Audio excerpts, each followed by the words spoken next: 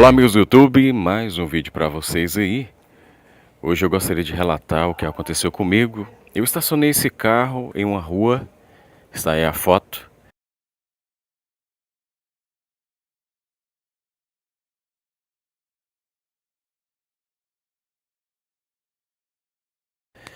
E fui consultar e ao voltar deparo com essa situação aqui. Gostaria que vocês... A pior coisa, queridos, é quando você está tranquilamente, né, e vem e o ladrão ele rouba, né, a sua casa ou o seu veículo. Aqui foi roubado um painer, de acordo com a foto aí também.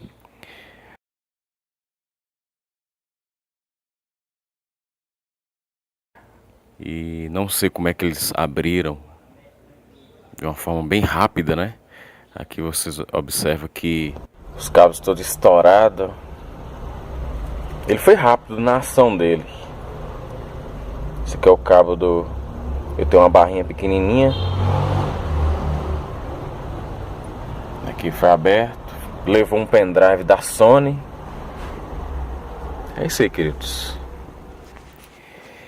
Indignado com a situação e dando graças a Deus por não ter roubado o carro. É isso aí, queridos.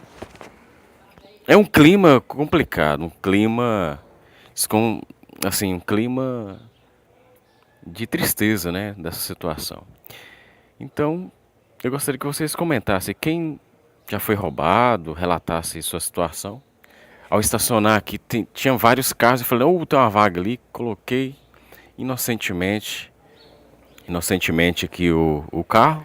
Esse local aqui é fundo do Hospital Haroldo Torim, em Montes Claros, Minas Gerais.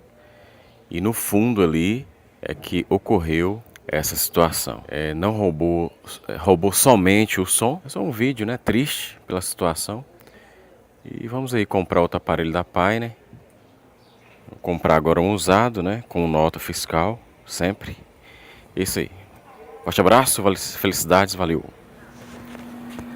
Só lembrando, queridos, que o Hospital Haroldo Torim, excelente atendimento, ótimo hospital, não tem nada a ver com o ocorrido, pois ocorreu na rua, né, praticamente.